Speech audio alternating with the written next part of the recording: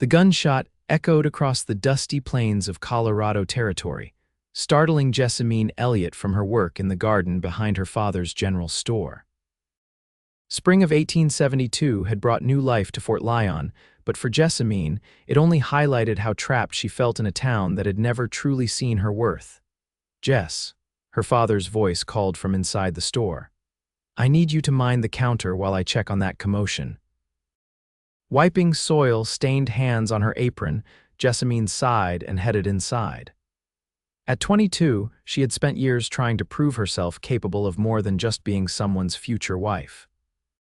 But in Fort Lyon, a woman with ambitions beyond marriage was looked upon with suspicion at best, pity at worst. The bell above the door jingled as she entered the store, the familiar scent of coffee beans, leather, and tobacco filling her nostrils. She took her place behind the counter, straightening the ledger her father had left open. His handwriting was becoming more difficult to read with each passing year, and she had quietly been maintaining the books for months without his knowledge. The door swung open again and Sheriff Mills entered, his weathered face creased with concern. "Afternoon, Jessamine. Your pa around?" He went to check on the gunfire. "Sheriff, is everything all right?" The older man rubbed his gray mustache. "Stagecoach arrived with a wounded passenger. Some trouble with bandits up in the pass. Driver managed to outrun them, but not before they took a shot." Jessamine's heart quickened. "Anyone hurt badly?" "Young fella took a bullet in the shoulder. Doc Sullivan's tending to him now." The sheriff adjusted his hat. "When your pa returns, tell him we'll need supplies for the passenger. He'll be staying at Mrs. Harding's boarding house once Doc patches him up." After the sheriff left, Jessamine found herself distracted. Fort Lyon rarely saw excitement beyond the occasional bar fight, and the thought of bandits operating so close to town was unsettling. Still, she couldn't deny the small thrill that ran through her at the prospect of anything disrupting the monotony of her days. By evening, the whole town was buzzing with news of the attack. Jessamine listened to the fragments of conversation that drifted through the store as customers came and went. "They say he fought off 3 men before taking that bullet. Carried valuable documents from Denver, he did. Young, but tough as nails from what I hear." Her father closed the store at sundown, and they walked the short distance to their modest home behind the main street. Her mother had dinner waiting, a simple stew with freshly baked bread, and Jessamine found herself unusually quiet as her parents discussed the day's events. "They're saying he's some kind of cattle broker," her father said, tearing off a piece of bread. "Name's Blake Sullivan, no relation to Doc. Came from a big ranch up north to negotiate contracts with some of the local outfits. Poor young man," her mother clucked, "shot and stuck in a strange town." "Doc says he'll recover," her father replied. "Bullet went clean through, lucky that one." The following morning, Jessamine rose early. She dressed carefully in her blue calico dress, the one that matched her eyes, as her mother often remarked, and pinned her chestnut hair in a simple but neat arrangement. If her father noticed her unusual care with her appearance, he made no comment as they walked together to open the store. The morning passed slowly. Jessamine reorganized shelves that didn't need reorganizing and dusted counters that were already clean. When the bell finally rang shortly before noon, she looked up with more eagerness than was proper. The man who entered wasn't what she expected. Tall and broad-shouldered, yes, but with a boyish face that belied the rumors of his heroics. His right arm was in a sling, and his movements were stiff, but he carried himself with the easy confidence of someone accustomed to commanding attention. His brown hair was just a touch too long, curling slightly at the nape of his neck, and his eyes were the color of warm amber. "Good day, miss," he said, removing his hat with his good hand. "I'm looking for some supplies." "Of course," Jessamine replied, hoping her voice didn't betray her interest. "What can I help you with, Mr. Sullivan, Blake Sullivan?" He offered a smile that transformed his face from merely handsome to something that made Jessamine's breath catch. "But please call me Blake." "What do you need today, Mr. Sullivan?" she asked, maintaining a professional distance despite his invitation to familiarity. "Paper and pencils, if you have them, and perhaps some tobacco. I find myself with unexpected time on my hands." He gestured to his injured shoulder with a rueful expression. As she gathered his items, Jessamine could feel his eyes following her movements. Not in the appraising way many men looked at her, but with genuine curiosity. "You're quite efficient," he observed. "I take it you've been working here a while." "All my life," she replied. "It's my father's store. You know the inventory well." "I should. I've been helping with the ordering since I was 16. She set the items on the counter and tallied the cost. "That will be 75 cents. He placed $1 on the counter. "Keep the change, Miss Elliott, Jessamine Elliott, Miss Elliott." He tipped his hat with his good hand and gathered his purchases. "I'm sure I'll be seeing more of you during my stay in Fort Lyon." After he left, Jessamine found herself staring at the door, lost in thought until her father emerged from the storeroom. "Was that the Sullivan fellow?" he asked, setting down a crate of canned goods. "Yes," she answered, trying to sound nonchalant. "He needed some paper and tobacco." Her father nodded. "Doc says he'll be laid up for at least 2 weeks. Good for business, I suppose, having another customer in town." Over the next few days, Blake Sullivan became a regular visitor to the store. Sometimes he came for small necessities, a bar of soap, a new handkerchief, and other times he simply browsed, engaging Jessamine in conversation when business was slow. She learned he was 26 and had grown up on his family's ranch in Wyoming Territory before striking out on his own as a cattle broker 3 years ago. He was well-spoken and clearly educated, quoting poetry occasionally and discussing books Jessamine had only dreamed of reading. "Whitman understands the spirit of this country," he said one quiet afternoon, leaning against the counter as she inventoried a new shipment of fabric. "The wildness of it, the potential." "I wouldn't know," she admitted. "We don't get many books of poetry in Fort Lyon." "You've never read Leaves of Grass?" When she shook her head, he looked genuinely disappointed. "That's a shame. You'd appreciate it, I think." "And how would you know what I'd appreciate, Mr. Sullivan?" she asked, a hint of challenge in her voice. His smile was slow and thoughtful. "Just a feeling I have about you, Miss Elliott." A week after his arrival, Blake appeared at the store just before closing, his sling gone but his movements still careful. "I was wondering if you might join me for a walk tomorrow," he said without preamble. "Doc says I need the exercise and I could use a guide to show me more of your town." Jessamine hesitated. Unmarried women in Fort Lyon didn't stroll with strange men without causing talk, and there was already speculation about the handsome stranger and his frequent visits to Elliott's general store. "I'm afraid I'm quite busy," she said, though the excuse sounded hollow even to her own ears. "Too busy for a short walk. The doc tells me fresh air is the best medicine." His expression was hopeful, almost boyish in its sincerity. Before she could answer, her father emerged from the back room. "Evening, Sullivan. How's that shoulder?" "Improving daily, Mr. Elliott, thank you." Blake nodded respectfully. "I was just asking your daughter if she might show me around town tomorrow, with your permission, of course."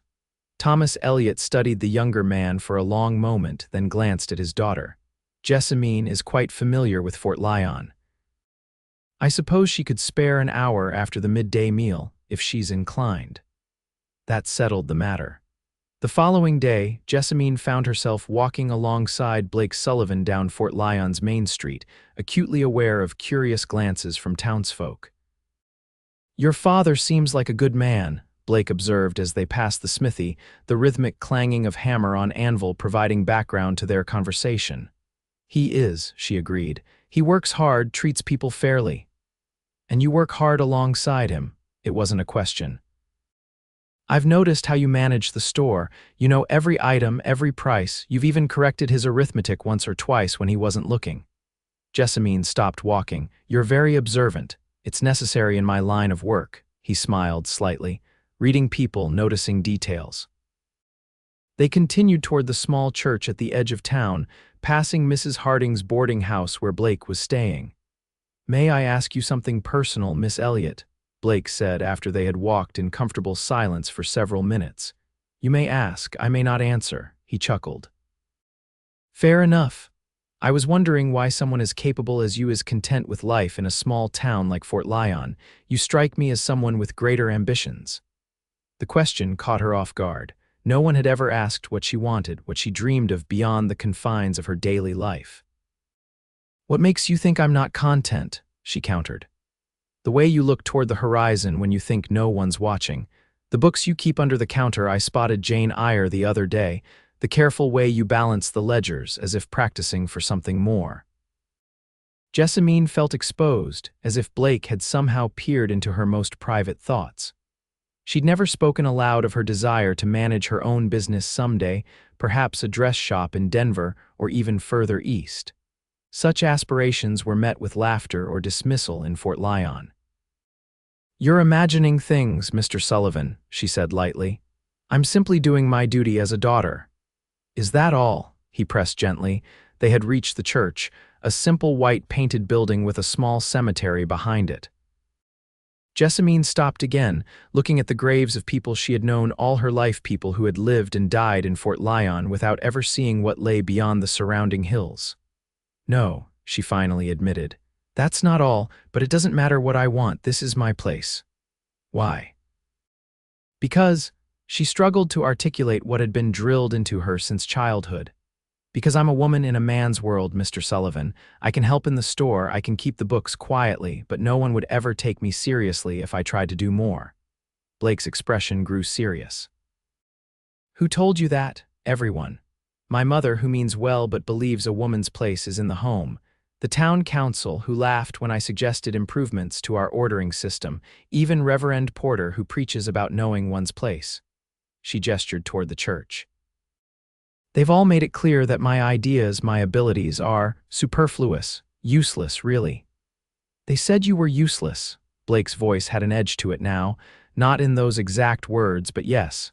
Jessamine was surprised by her own candor. "Last year, when my father was ill with fever, I ran the store for 3 weeks. Made all the decisions, handled the finances, even negotiated better prices with a traveling salesman. When father recovered, the first thing Mayor Wilson said to him was how fortunate he was to be back, since women aren't made for business, as if I hadn't just proven otherwise." Blake was silent for a long moment, his amber eyes studying her face. Then he straightened his shoulders, wincing slightly at the movement. "Then watch me prove them wrong," he said with quiet determination. "What do you mean?" "I mean, Jessamine Elliott, that I intend to show this town exactly what you're capable of, and I'm going to start tomorrow." The next morning, Blake arrived at the store as soon as it opened, dressed in a crisp white shirt and his best coat despite the early hour. He greeted Thomas Elliott with a firm handshake before turning to Jessamine. "I've come to make a proposition, Mr. Elliott," he said. "A business proposition that involves your daughter." Jessamine felt her face flush as her father raised an eyebrow. "Is that so?" "Yes, sir. I've observed that Miss Elliott has quite a head for figures and a talent for organization that could be valuable to my enterprise." Thomas looked skeptical. "What exactly are you suggesting, Sullivan?" "I'm establishing a new office in Denver for my cattle brokerage. I need someone to manage the books, correspondence, and scheduling, essentially running the day-to-day operations while I'm traveling to meet with clients." Jessamine's heart began to race. Was he offering her a position? In Denver, her father frowned. "That sounds like a job for a man with experience, not a young woman who's never left Fort Lyon." "With all due respect, Mr. Elliott, your daughter has been effectively managing this store's accounts for some time. I've seen her work. She's precise, efficient, and honest, qualities I value more than experience." Thomas looked surprised, then turned to Jessamine. "Is this true?" "You've been managing the books," she nodded, unable to deny it. "Only to help, father. Your eyesight has been troubling you, and you've been covering for me," he sighed, rubbing his forehead. "I thought those numbers were looking neater lately." Blake pressed his advantage. "Mr. Elliott, I'm prepared to pay your daughter a fair salary, more than fair, in fact. She would have lodging with a respectable family I know in Denver, and I would ensure her safety and reputation are protected at all times." "And how do you propose to do that, young man?" Thomas's voice had grown stern. "By maintaining a strictly professional relationship and providing references for Miss Elliott's character from the family she would stay with, the Wilsons." Mrs. Wilson is my late mother's cousin, and I can assure you she runs a most proper household." Jessamine could hardly believe what she was hearing. An opportunity to leave Fort Lyon to work in a real business, to prove herself beyond the confines of her father's store. But the shock on her father's face told her it wasn't a possibility he had ever considered. "This is unexpected," Thomas said finally. "I need to discuss this with my wife, and Jessamine would need to make her own decision." "Of course," Blake agreed. "I'll be in town for another week while my shoulder heals completely. There's time to consider." After Blake left, her father turned to her with a mixture of confusion and concern. "Is this what you want, Jess, to leave Fort Lyon, to work for a man you barely know?" She hesitated, afraid to admit the depth of her desire. "I would like to consider it, father." "Mr. Sullivan is right. I do enjoy the bookkeeping, and I believe I'm good at it." Thomas studied his daughter as if seeing her for the first time. "You've never mentioned wanting to leave before." "Would it have mattered if I had?" The hurt in his eyes made her regret the words immediately. "I'm sorry," she said quickly. "It's just, I've never had an opportunity like this before. I never thought it was possible."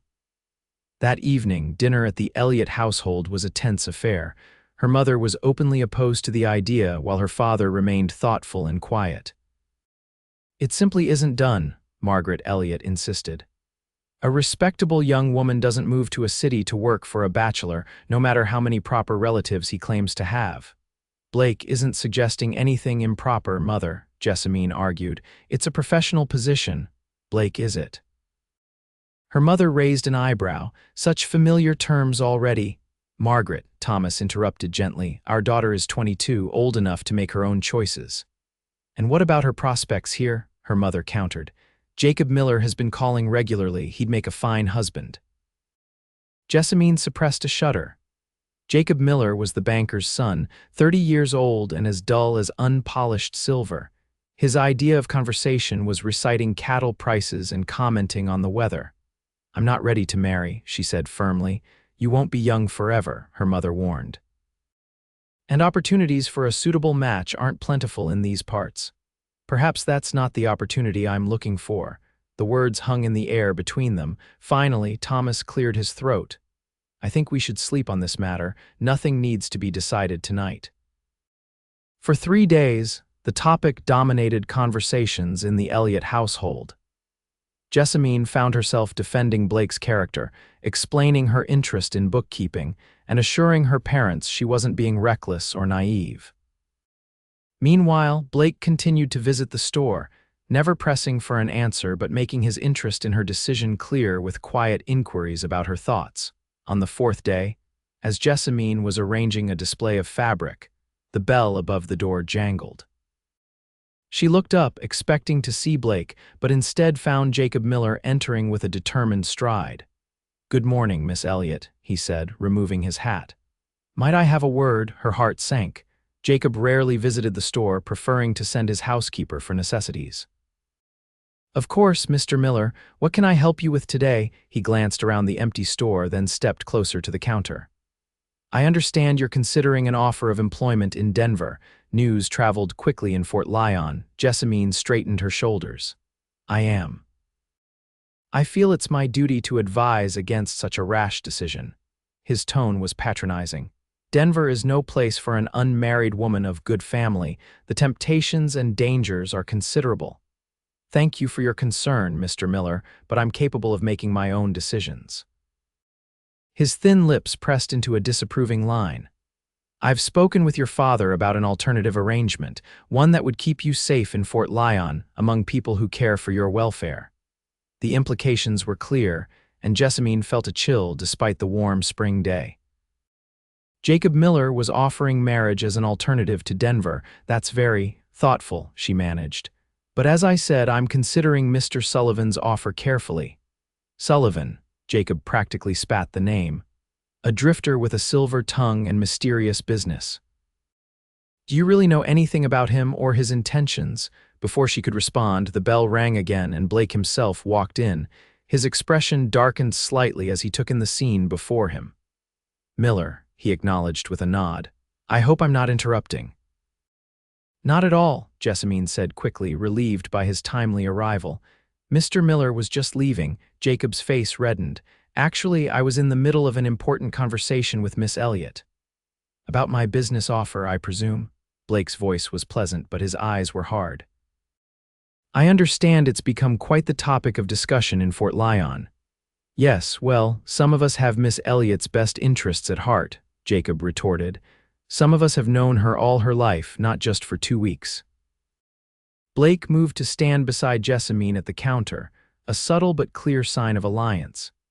And some of us recognize her talents and intelligence, rather than just seeing a potential wife to manage a household.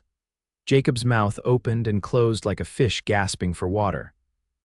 Finally, he jammed his hat back on his head. This conversation isn't finished, Jessamine. Your father and I will speak again. After he stormed out, Jessamine let out a long breath. Thank you for that. Blake turned to her, his expression softening. Has he been pressuring you? Not until today. She began straightening items on the counter that didn't need straightening. Apparently he's spoken to my father about an arrangement. I see. Blake's jaw tightened momentarily. And what did your father say? I don't know. He hasn't mentioned it to me. She looked up at Blake. But I do know I don't want to marry Jacob Miller or anyone else in Fort Lyon. What do you want, Jessamine? His voice was gentle. I want. She hesitated, then decided to be completely honest. I want to prove I can do more than just be someone's wife. I want to use my mind. I want to see more of the world than just this town, and I think your offer might let me do that. Blake's smile was like sunrise after a long night. Does that mean you're accepting? It means I'm seriously considering it. She couldn't help returning his smile. But I need to be sure my parents understand and accept my decision, whatever it is, of course. He nodded. Family is important. Take the time you need.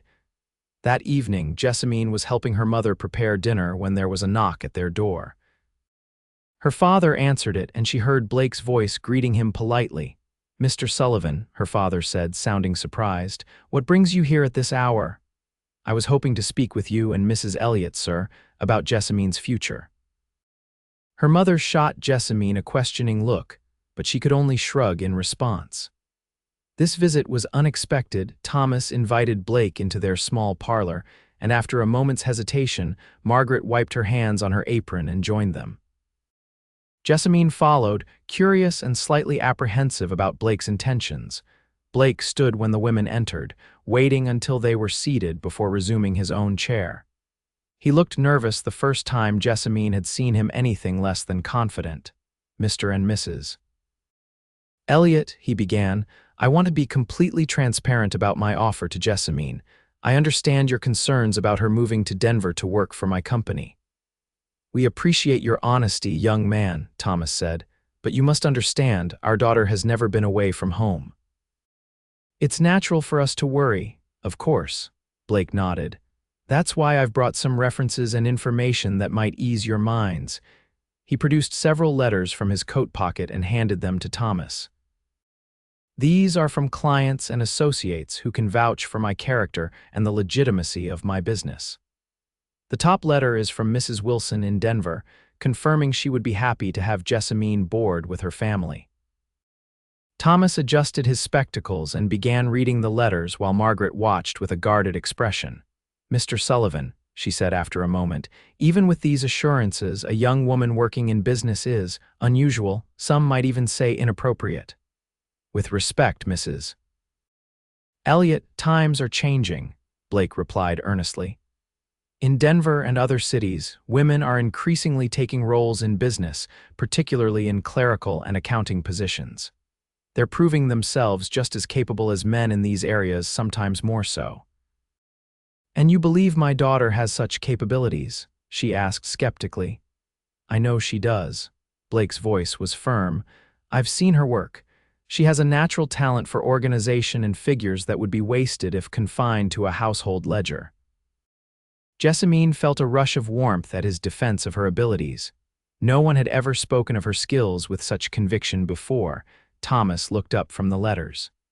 These references are impressive, Sullivan, particularly the one from Judge Carlton in Denver. The judge has been a client since I started my brokerage, Blake explained. He's a man of impeccable character who believes in giving opportunities based on merit, not convention. Margaret still looked unconvinced. And what of Jessamine's safety? Denver isn't Fort Lyon. There are dangers for a young woman alone. She wouldn't be alone, Mrs. Elliott. The Wilson home is in a respectable neighborhood close to my office. Mrs. Wilson's daughter Martha is about Jessamine's age and works as a schoolteacher. They would travel together most days. Jessamine could see her mother wavering slightly, though she still frowned with concern. And the salary, Blake continued, would be $25 per month to start, increasing to $30 after 3 months if all goes well. That's more than most men make in similar positions, but I believe Jessamine's skills warrant it. Thomas's eyebrows rose at the figure. It was indeed generous, nearly twice what a typical clerk might earn. You seem to have thought of everything, Mr. Sullivan, he said slowly.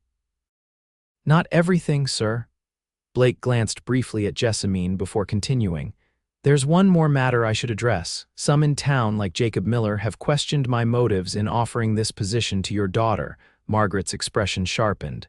Yes, there has been talk. I want to be clear, Blake said firmly. My interest in Jessamine's abilities is professional. While I admire her greatly as a person, I understand the importance of maintaining proper boundaries in a business relationship. My offer is made with the utmost respect for her and for your family. Jessamine felt a conflicting mix of relief and disappointment at his words. Relief that he was addressing her parents' concerns so directly, but disappointment at the emphasis on professional boundaries. In the past 2 weeks, she had begun to hope there might be something more than business in his attention to her. I appreciate your forthrightness, Thomas said after a thoughtful pause, and these references do ease my concerns about your character and business.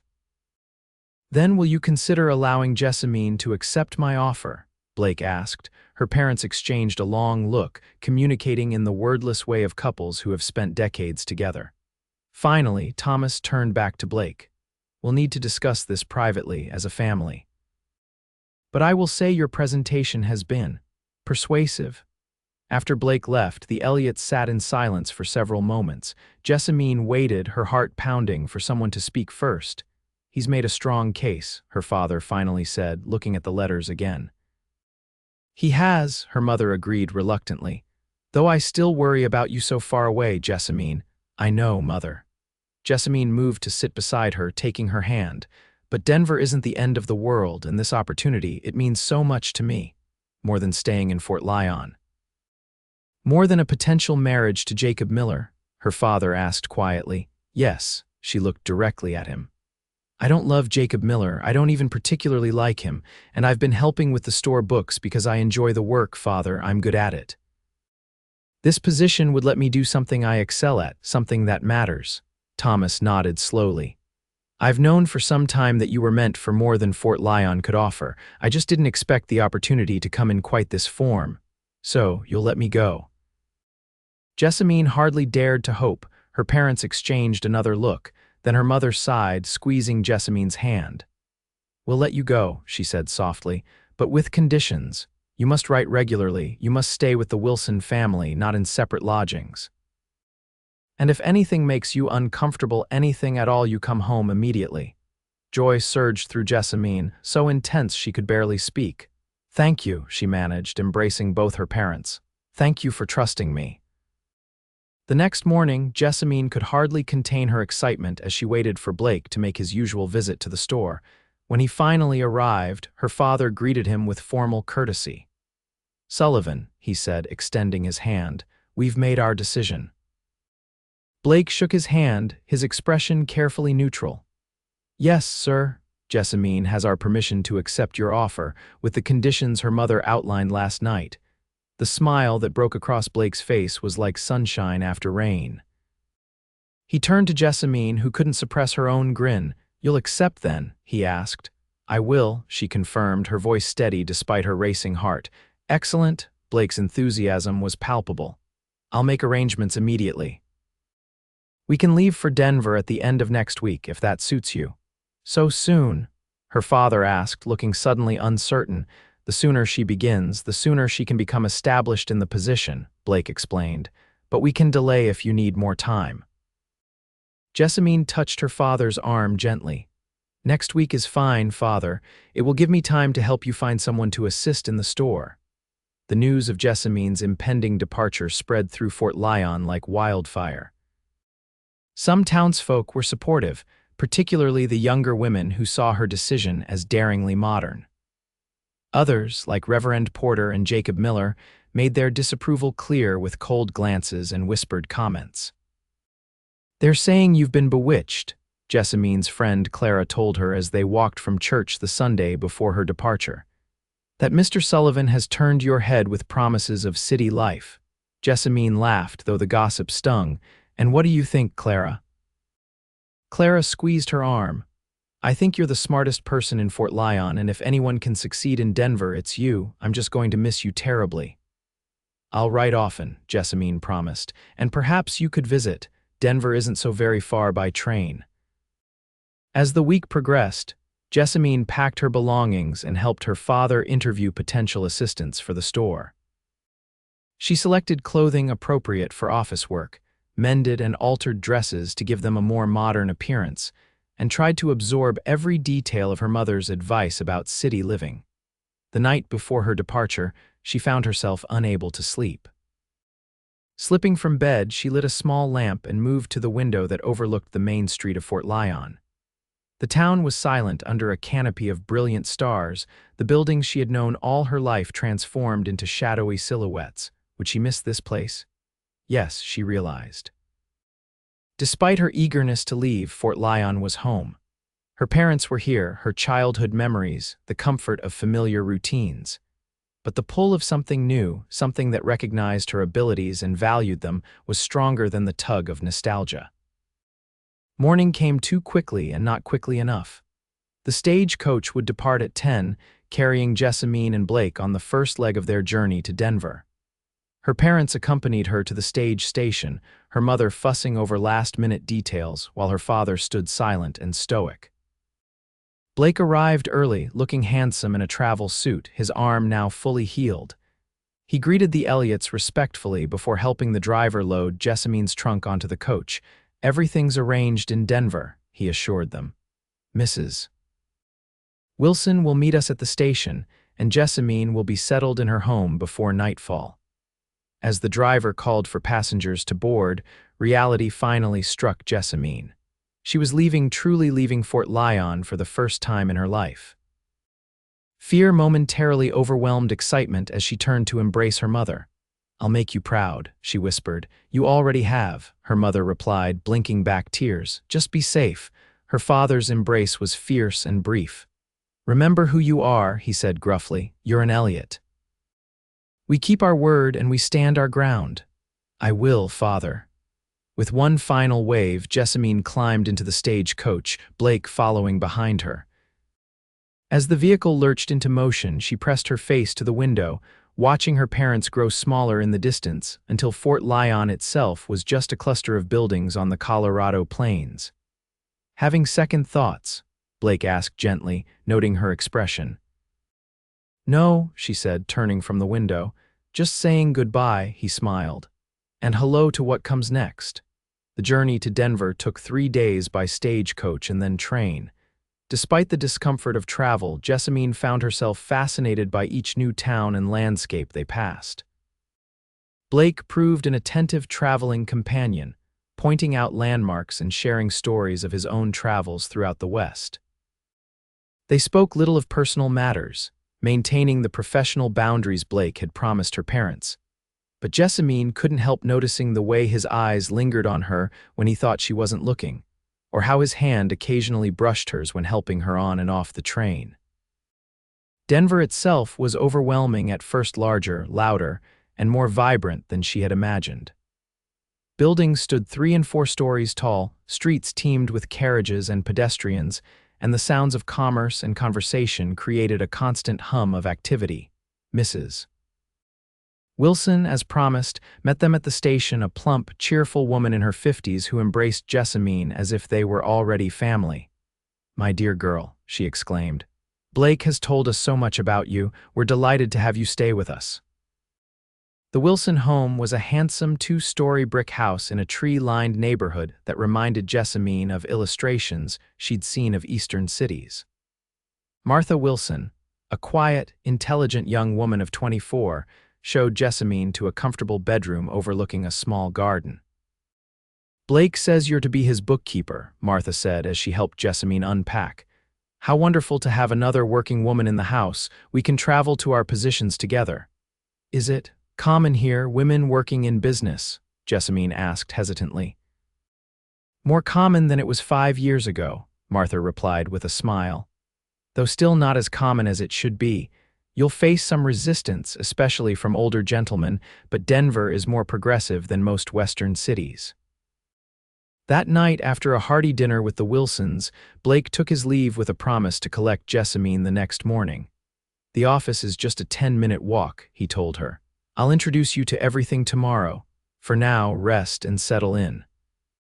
Jessamine's first day at Blake Sullivan's cattle brokerage was both exhilarating and terrifying. The office occupied the second floor of a commercial building on a busy street, with 2 rooms of front office with a desk for Jessamine and a larger back office for Blake. "It's small," he admitted as he showed her around, "but growing. We handle contracts between ranchers and buyers throughout Colorado, Wyoming, and parts of Nebraska. Your job will be to manage correspondence, keep the books, and help schedule my meetings with clients." "It's perfect," Jessamine said, running her hand over the polished surface of her desk. The work was challenging at first. Though she had managed her father's store ledgers, Blake's business was more complex, involving multiple clients, varying commission rates, and complicated contracts. But she threw herself into learning, staying late to study previous records and asking questions whenever Blake was available to answer them. By the end of her first month in Denver, Jessamine had developed a system for tracking contracts that even Blake admitted was more efficient than his previous method. "You're a natural," he told her one evening as they reviewed the monthly accounts. "I knew you would be." They were alone in the office, the late spring sunlight casting long shadows across the wooden floor. Blake had removed his coat hours ago and rolled up his shirt sleeves, revealing strong forearms tanned from outdoor work. Jessamine found herself distracted by the sight, by the casual intimacy of working together after hours. "Thank you for giving me this chance," she said, focusing on the ledger before her. Not many men would recognize what you're capable of," he corrected. "Their loss, my gain." She looked up, meeting his amber eyes. Something passed between them, something warmer than professional appreciation but restrained by the boundaries they had established. Blake cleared his throat and stood. "It's getting late. I should walk you back to the Wilsons." Their walks to and from the office became a cherished routine. Sometimes they discussed business, but increasingly their conversations turned to personal interests, dreams, and observations about life in Denver. Jessamine found herself sharing thoughts she had never voiced aloud in Fort Lyon: her love of literature, her desire to someday travel east, perhaps even to Europe, her belief that women deserved the vote and equal education. Blake listened without judgment, offering his own perspectives and sometimes challenging her to defend her opinions. They debated and laughed and occasionally argued, but always with a fundamental respect that Jessamine had rarely experienced from a man. "You don't think like other women," he remarked one evening as they walked through a small park near the Wilson home. "Is that a criticism or a compliment?" she asked, slightly defensive. "Neither, just an observation," he smiled. "You think like yourself, Jessamine Elliott." "That's rarer than you might imagine." As summer bloomed in Denver, so did Jessamine's confidence. Her salary allowed her to purchase new clothes more suited to city life, including a stylish walking suit that Martha helped her select. She subscribed to ladies' magazines and the Denver Post, absorbing news and culture beyond the limited scope of Fort Lyon's weekly paper. She wrote to her parents regularly, detailing her work and assuring them of her well-being. Her mother's replies were full of local gossip and domestic advice, while her father's brief notes conveyed his pride in more restrained terms. Business at the brokerage was thriving. Blake's reputation for fair dealing attracted new clients, and Jessamine's efficient management of the office allowed him to travel more frequently to meet with ranchers and buyers. In July, he returned from a week-long trip to Wyoming with news that would change everything. "I've secured a major contract," he announced triumphantly as he burst into the office, trail dust still clinging to his clothes. "The Bartlett outfit wants us to broker all their cattle sales for the next year, thousands of head." Jessamine looked up from her correspondence, delighted by his excitement. "Blake, that's wonderful. Bartlett is one of the largest ranches in Wyoming, isn't it?" "The largest." He grinned, dropping into a chair across from her desk. "And this is just the beginning. If we handle their business well, others will follow." "We'll need to expand," she said practically, already calculating the increased workload. "Perhaps hire another clerk to handle routine correspondence while I focus on the accounts." Blake's smile softened as he looked at her. "That's exactly what I was thinking. In fact, I have several changes in mind and I'd like your opinion on them." He outlined his plans: larger offices, additional staff, possibly even a branch office in Cheyenne within the year. Jessamine listened, offering suggestions and identifying potential challenges with each proposal. "You've thought of issues I completely overlooked," he admitted when they had finished discussing the expansion. "This is why I need you, Jessamine, not just as a bookkeeper, but as a partner." The word hung between them, laden with possibilities. Partner, in business. Or did he mean something more? Before she could ask, the door opened and a client arrived for a scheduled meeting. The moment passed, but Jessamine found herself returning to it repeatedly over the following days. Partner. The idea thrilled and terrified her in equal measure. Blake became increasingly busy as the Bartlett contract required extensive travel. Jessamine managed the office in his absence, handling routine decisions and directing the newly hired clerk, a young man named Timothy who had recently graduated from school. She found she enjoyed the additional responsibility, though she missed Blake's daily company. In late July, she received a letter from her mother containing unsettling news. Jacob Miller had been spreading rumors in Fort Lyon that Jessamine had been led astray by her employer, suggesting impropriety in her position in Denver. "Your father confronted him at the bank," her mother wrote, "and made it clear such talk would not be tolerated, but I worry about your reputation, dear. Perhaps if Mr. Sullivan were to visit Fort Lyon again and people could see his respectability for themselves." Jessamine was still mulling over the letter when Blake returned from his latest trip.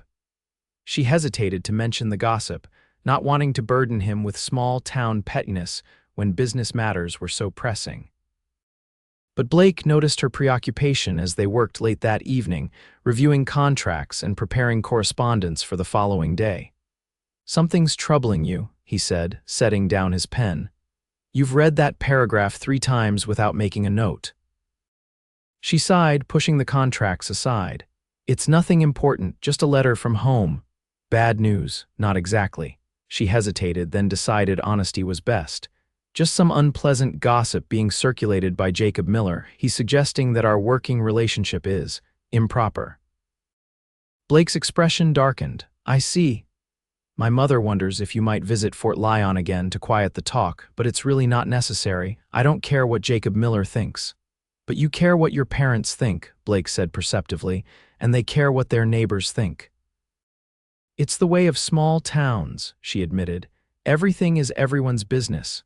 Blake was quiet for a moment, his fingers drumming thoughtfully on the desk. "Perhaps it is time I visited Fort Lyon again. We could both go. I have business in Colorado Springs next month that could easily extend to Fort Lyon. Both of us." Jessamine felt a mix of eagerness and apprehension at the thought of returning home. "Yes," he smiled. "I think it's time your parents saw what you've accomplished here. And perhaps time for Jacob Miller to see that his gossip has no power over you." 2 weeks later, Jessamine found herself on a train bound for Colorado Springs, with Fort Lyon as their final destination. Blake had business meetings scheduled in the larger city first, giving Jessamine a chance to explore another new place before continuing to her hometown. Colorado Springs was beautiful, nestled at the foot of Pikes Peak with wide streets and elegant buildings. Blake's meetings occupied his days, but in the evenings he escorted Jessamine to dinner and once to a small musical performance at a local hotel. "This is how I imagined city life," she confessed as they strolled back to their hotel afterward. They were staying in separate establishments, of course Blake at a businessman's hotel near his meetings, Jessamine at a respectable women's boarding house recommended by Mrs. Wilson. "And does it meet your expectations?" he asked, his hand resting lightly at her elbow as they navigated the gaslit street. "Exceeds them," she smiled up at him. "Though I admit I'm nervous about returning to Fort Lyon tomorrow." "Why? Because I've changed," she said simply, "and I'm not sure how that will be received." Blake stopped walking, turning to face her fully. In the soft glow of the street lamps, his expression was serious yet tender. "You have changed," he agreed. "You've grown more confident, more assured in your abilities, but those qualities were always there, Jessamine. I didn't create them, I just gave them room to flourish." His words warmed her from within. "Thank you for seeing what others didn't."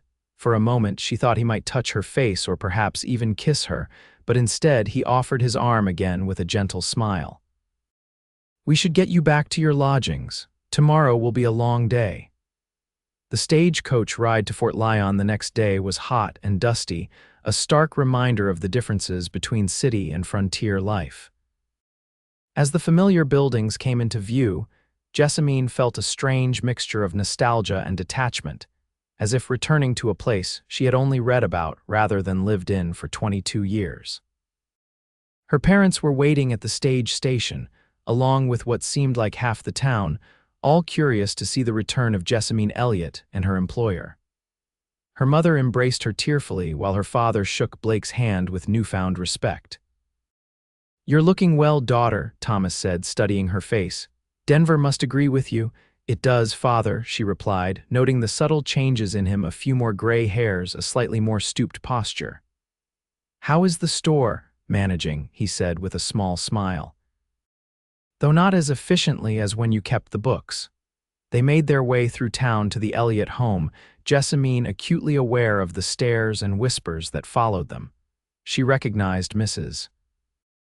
Porter, the Reverend's wife, watching disapprovingly from the church steps, and Clara waving enthusiastically from the millinery shop where she worked.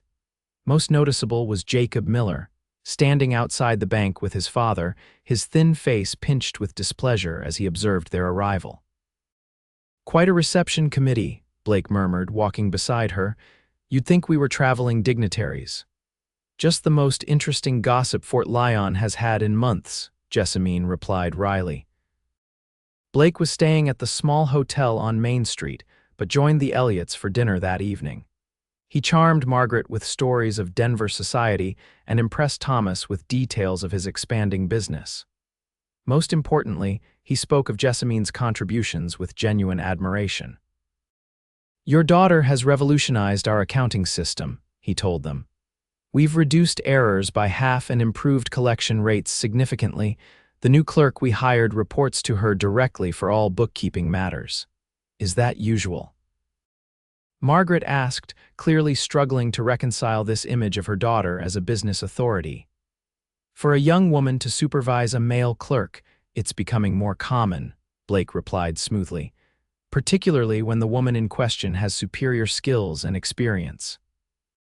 Later, as her parents retired for the evening, Jessamine walked Blake to the door. "Thank you," she said quietly, "for everything you said about my work. I only spoke the truth." His eyes were warm in the lamplight. "Get some rest." "I thought perhaps tomorrow I might call officially on your father." "Call on my father? What for?" Blake smiled mysteriously. "You'll see. Good night, Jessamine." She slept fitfully, wondering what Blake intended to discuss with her father. The next morning he arrived at the store where Thomas was working, dressed formally despite the summer heat. "Mr. Elliott," he said, removing his hat. "Might I have a private word?" Jessamine, arranging stock nearby, felt her heart quicken.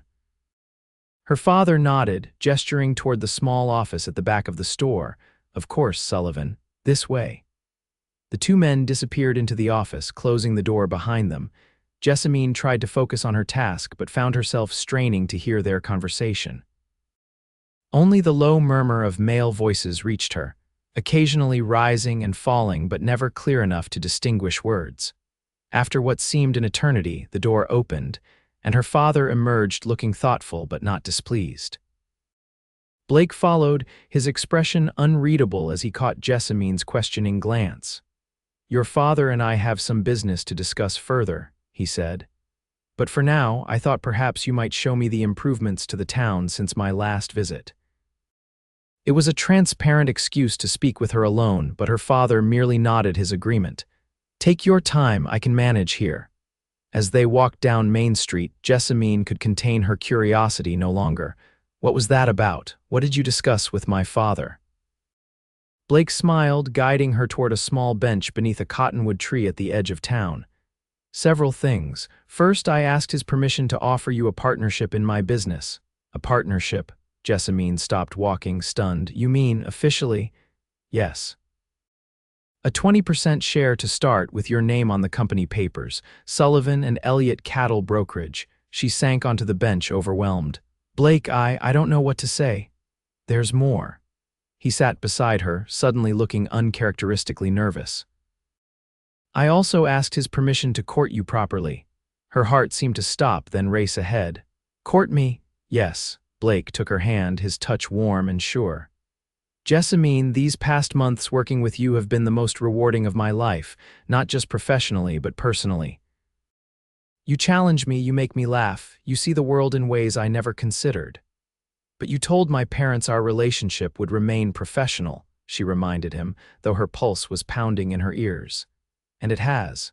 But I can't deny my feelings have grown beyond professional admiration." His amber eyes were intense as they held hers. "I find myself thinking of you constantly, not just as my bookkeeper or even my business partner, but as the woman I want by my side in all aspects of life." Joy flooded through her, so powerful she could barely speak. "I've felt the same," she admitted. "But I was afraid you only valued my mind, my abilities." "I value everything about you," he said fervently. "Your mind, yes, your determination, your courage in leaving everything familiar to pursue something new. But also your smile, the way you tuck your hair behind your ear when you're concentrating, how fiercely you defend your opinions even against me." She laughed softly, tears prickling at her eyes. "And what did my father say to all this?" He said he wasn't surprised. Blake's smile was tender. "He said he'd suspected my intentions from the beginning, even when I denied them to myself, and he gave his blessing provided you return my feelings." "I do," she whispered. "Very much." Blake raised her hand to his lips, pressing a gentle kiss to her knuckles. "Then will you allow me to court you, Jessamine Elliott, not as your employer, but as a man who admires and respects you beyond measure?" "Yes," she answered without hesitation, "though I hope this doesn't mean I'll lose my position or my partnership offer." He laughed, the sound bright in the summer air. "Never. Your place in the business is secured by your own merit, regardless of any personal relationship between us. I wouldn't have it any other way." The news of Blake Sullivan's intention to court Jessamine spread through Fort Lyon even faster than the gossip about her departure had. Clara was ecstatic, declaring it the most romantic thing to happen in this town since the miller's daughter eloped with that piano player. Not everyone was pleased, however. Jacob Miller made his disapproval known by ostentatiously crossing the street whenever he saw Blake and Jessamine together. Reverend Porter delivered a sermon that Sunday with pointed references to maintaining proper Christian behavior in business relations. His gaze fixed squarely on Jessamine's pew. But such disapproval seemed trivial compared to the joy Jessamine felt. Blake remained in Fort Lyon for a week, calling on her each day and joining the family for dinner most evenings. They took walks together, visited her father's store, and once rode to the small creek outside town for a picnic chaperoned by Clara. It was during this outing that Blake shared his vision for their future. "I'm planning to build a house in Denver," he told her as they sat by the water, Clara discreetly reading a book several yards away. Nothing ostentatious but comfortable. 3 bedrooms, a study for business work, a proper kitchen. It sounds lovely, Jessamine said, trying not to read too much into his plans. They had only begun courting after all. I hope you'll help me design it, he continued, watching her face carefully. Since I hope, that is, I intend. It would be our home, Jessamine. Eventually, her cheeks warmed. Are you speaking of marriage, Mr. Sullivan? Not proposing, not yet, he smiled. That will come when the time is right, but yes, marriage is very much on my mind when I think of you. The admission filled her with a glowing happiness that lasted throughout their remaining days in Fort Lyon. When it was time for them to return to Denver, her parents' farewell was far less anxious than it had been months before. Take care of her, her father told Blake gruffly as the stagecoach was loaded. Always, Blake promised, shaking his hand, and we'll visit again at Christmas. We'll hold you to that, Margaret said, embracing her daughter tearfully. Write to us about the partnership and other developments. Back in Denver, life took on a new pattern. During business hours, Jessamine and Blake maintained their professional relationship, focusing on the growing demands of the brokerage. Blake filed the necessary papers to make her officially a partner, and the new sign Sullivan and Elliott Cattle Brokerage was installed outside their expanded offices. In the evenings and on weekends, they explored Denver together as a courting couple. Blake took her to concerts and lectures, introduced her to his friends and business associates, and gradually integrated her into his social circle.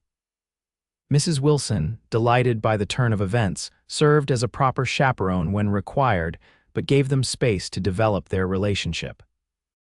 As autumn painted the Rocky Mountains in golds and reds, Blake took Jessamine to see the plot of land he had purchased on the outskirts of Denver.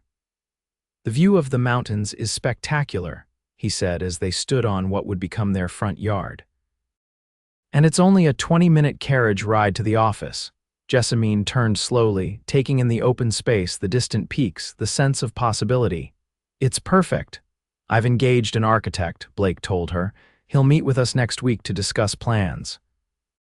That night, as Blake walked her back to the Wilson home, he seemed uncharacteristically nervous, stopping several times as if to say something, then continuing in silence.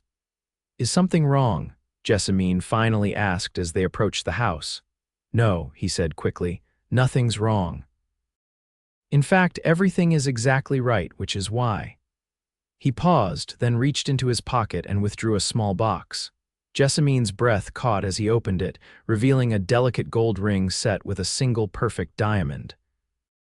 This isn't how I planned it, he admitted with a self-deprecating smile. I had an elaborate speech prepared, but standing there on our future property, seeing you look so at home, so right, I can't wait any longer. He took her hand, his amber eyes serious in the twilight.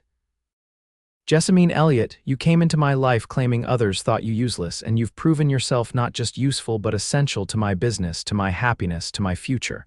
Will you marry me? Joy surged through her, bright and overwhelming. Yes, she whispered, then louder. Yes, Blake. I will marry you. He slipped the ring onto her finger, his hands trembling slightly, then drew her into a kiss that held all the promise of their future together. Their wedding took place in Denver that December, with her parents traveling from Fort Lyon for the ceremony. It was a small but elegant affair, held in the city's finest hotel with Blake's business associates and the Wilsons in attendance, along with a few friends Jessamine had made in her months in the city. She wore a gown of ivory silk with delicate lace at the collar and cuffs, far more sophisticated than anything available in Fort Lyon, and carried a bouquet of winter roses. Blake, handsome in a new black suit, couldn't take his eyes off her as she walked down the aisle on her father's arm. The reception afterward was joyful, with music and dancing and congratulations from all quarters. Judge Carlton himself raised a toast to a union of equal minds and hearts, a true partnership in every sense. Later, as they prepared to depart for their wedding trip to San Francisco, Jessamine found a moment alone with her father. Are you pleased, father? She asked, suddenly needing his approval despite her independence. Thomas Elliott studied his daughter's face, his eyes misting slightly. More than pleased, Jess, I'm proud. You followed your heart and your head and found success on your own terms. What father could ask for more? Blake appeared at her side, offering his arm. Ready, Mrs. Sullivan. The name, her new name, sent a thrill through her. Ready, Mr. Sullivan. As they stepped into the waiting carriage, rice and good wishes showering down around them, Jessamine caught sight of her reflection in the polished door panel. She hardly recognized the confident, stylishly dressed woman who looked back at her, a woman with a thriving business, a loving husband, and a future bright with possibilities. "What are you thinking?" Blake asked as the carriage pulled away from the hotel. Jessamine smiled, remembering the words that had brought them to this moment. "I'm thinking of what you said when I told you everyone thought I was useless." He squeezed her hand, his ring gleaming on her finger alongside her wedding band. "And what was that?" "You said, then watch me prove them wrong." She leaned against his shoulder, content. "And you did, Blake, we did, together." 5 years later, the Sullivan home on the outskirts of Denver was filled with the sounds of laughter and business discussion, as Jessamine reviewed the quarterly reports at the dining table while Blake chased their 3-year-old son Thomas through the parlor. "Papa, catch me." The boy squealed, his amber eyes so like his father's, sparkling with mischief. "Thomas Sullivan, not so loud," Jessamine called, though she couldn't suppress a smile at their antics. "Your sister is sleeping." As if on cue, a cry came from the nursery upstairs. Blake scooped up their son and gave Jessamine an apologetic look. "I'll get her. You finish the reports, we need them for tomorrow's meeting with the Bartlett representatives." Jessamine nodded gratefully and returned to her work. Sullivan and Elliott Cattle Brokerage had expanded beyond their wildest expectations, with offices now in Denver, Cheyenne, and Kansas City. Blake handled the client relations and contract negotiations, while Jessamine managed the financial aspects and overall operations. They had built a reputation for fair dealing and innovative business practices, becoming one of the most respected brokerages in the West. Jessamine had even been profiled in a Denver newspaper as an example of a modern businesswoman, a distinction that had been met with pride from her parents and disbelief from certain residents of Fort Lyon, particularly Jacob Miller, who had never married and now managed his father's bank with grim efficiency. Blake returned with their 6-month-old daughter Margaret cradled in his arms, her tiny face still flushed from crying but calmer now. "She just wanted her papa," he said with a grin that still made Jessamine's heart flutter after all these years. "Like mother, like daughter," she teased, setting aside her pen to take the baby. "The reports are finished. We're showing a 15% increase over last year, even with the expansion costs. Impressive." Blake sat beside her, bouncing Thomas on his knee. "I knew making you my partner was the smartest business decision I ever made." "And the smartest personal one?" she asked with a raised eyebrow. He leaned over to kiss her softly. "Marrying you, of course, though these little ones are a close second." Later that night, with the children asleep and the house quiet, Jessamine and Blake sat in their study reviewing plans for their upcoming trip to Fort Lyon. Her parents were celebrating their 40th wedding anniversary, and the entire Sullivan family would attend. "Thomas is excited to see his grandparents," Blake remarked, pouring them each a small glass of brandy. "And Fort Lyon has changed considerably since our last visit." It was true. The railroad had finally reached the town, bringing new businesses and settlers. Thomas Elliott had sold the general store 2 years earlier, retiring comfortably on the proceeds plus the investments Jessamine had helped him make with her first partnership earnings. "It's strange to think how differently things might have turned out," Jessamine mused, accepting the brandy. "If you hadn't been shot by those bandits and forced to stay in Fort Lyon, or if I hadn't recognized what an exceptional mind was being wasted in that general store." Blake raised his glass. "To fortunate accidents and the courage to seize opportunities." Jessamine clinked her glass against his. "And to proving them all wrong." As they sat together in comfortable silence, Jessamine reflected on the journey that had brought them here from a small town girl told she was useless to a respected businesswoman, wife, and mother. The path hadn't always been easy. But each challenge had only strengthened her resolve and deepened her partnership with the man who had seen her potential when no one else would. Outside their window, Denver glittered under the stars, the young city growing and thriving just as their family and business had. And in that moment, surrounded by the life they had built together, Jessamine Sullivan knew with absolute certainty that she had found her true place in the world, not defined by others' expectations, but by her own capabilities and the love of the man who had helped her recognize them.